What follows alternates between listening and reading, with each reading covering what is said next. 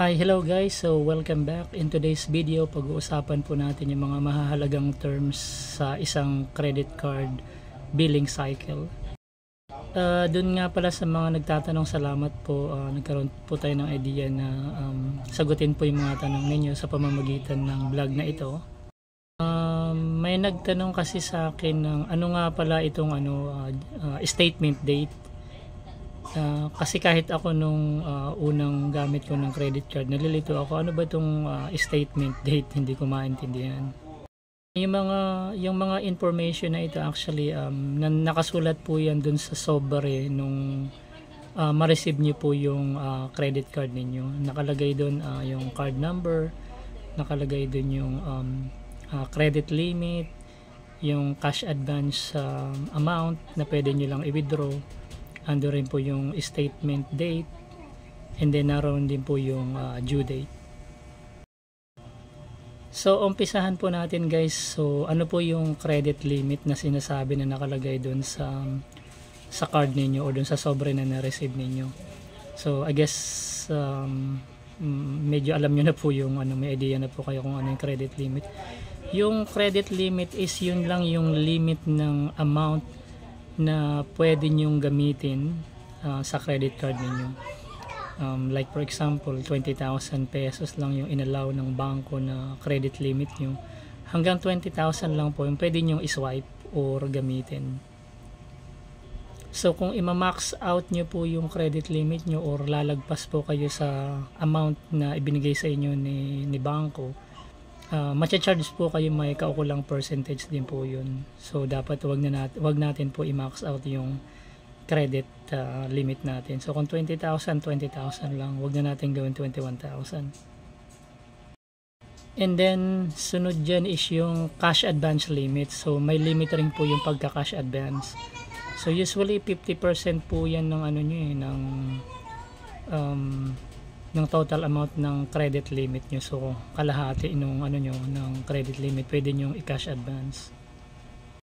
Itong cash advance para kang nag-withdraw sa ATM, so na may laman yung credit card nyo, parang kumuha ka ng pera actual. Katulad sa debit card, di ba? Kapag may laman yung debit card nyo, mag-withdraw po kayo sa ATM. Walang pinagkaiba po yan sa cash advance. Ang pagkakaiba lang is sa credit card, nag-withdraw kayo na wala kayong actual na pera. So nangutang kayo kay bangko. Ang magiging problema lang sa cash advance is papalo po yan ng usually 3% per day. Hindi po yan per month. So per day from the time na nag-withdraw po kayo. So sa cash advance, hindi rin po yan masyadong nire-recommend. Nire-recommend lang po yan kung talagang emergency. So bakit naglagay si bangko ng cash advance? Kasi may mga instance or may mga lugar na hindi nyo pwedeng gamitin yung credit card, so kailangan nyo po ng cash. So for emergency purposes, kung wala kayong kapera-pera, wala talaga kayo, dyan pwede nyo pong gamitin yung credit card nyo. Pwede kayong mag-withdraw as a cash. So as long as na responsible kayo na at alam nyo kung ano yung mga charges sa pagka-cash advance. Next po dyan is yung statement date. So ano nga po pala yung statement date? So dito medyo nalito ako nung last time dito, nung bago pa akong gumagamit ng credit card.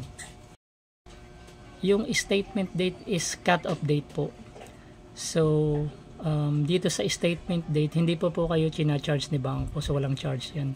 So yan po yung billing cycle, isang buong billing cycle ni credit card. Let's say example na receive nyo po yung credit card nyo, is nakalagay doon is yung statement date po ninyo is every 27th date of the month. Pagpalagay natin today is March 27.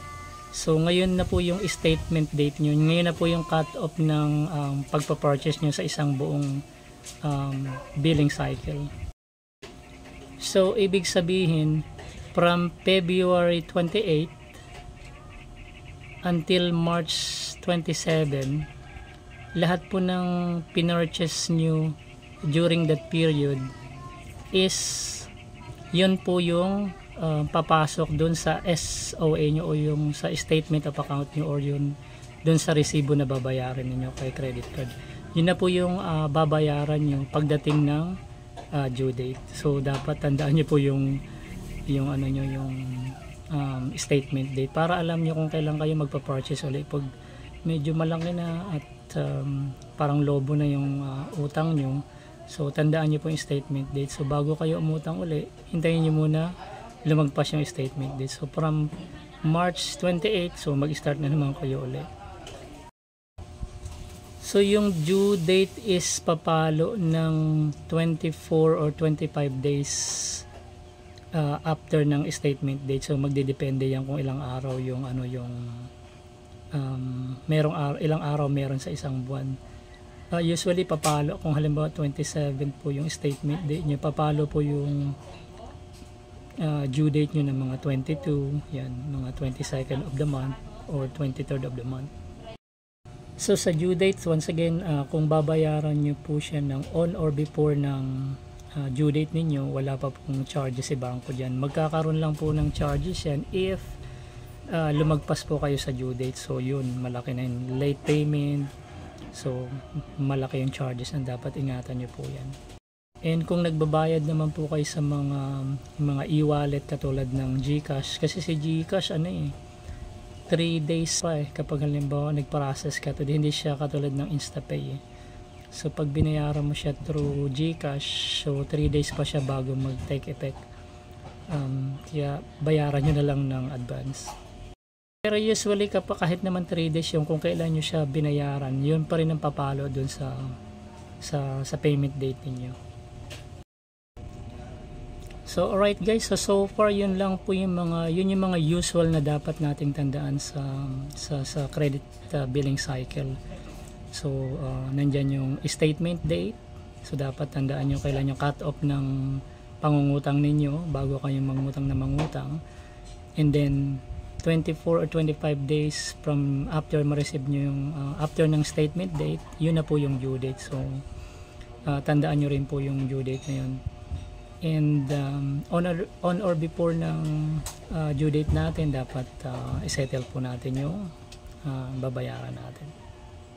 So alright guys, so I hope na katulong tong mga information na to para ma-settle natin yung mga kautangan natin. And dun po sa mga may mga experience na kakaiba about credit card, pwede po kayong drop po ng comments dyan sa baba para at least makatulong sa mga kababayan natin na mga nagtatanong. Kung hindi pa po kayo nakasubscribe sa channel na ito, and ito po yung mga topic na mga hinahanap nyo sa isang channel, subscribe lang po kayo dyan sa baba and click po yung bell notification para ma-notify po kayo kung may mga bagong video po tayo na ilalabas. And once again guys, thank you so much for tuning and watching this video, and magkita-kita po tayo sa susunod ng mga video.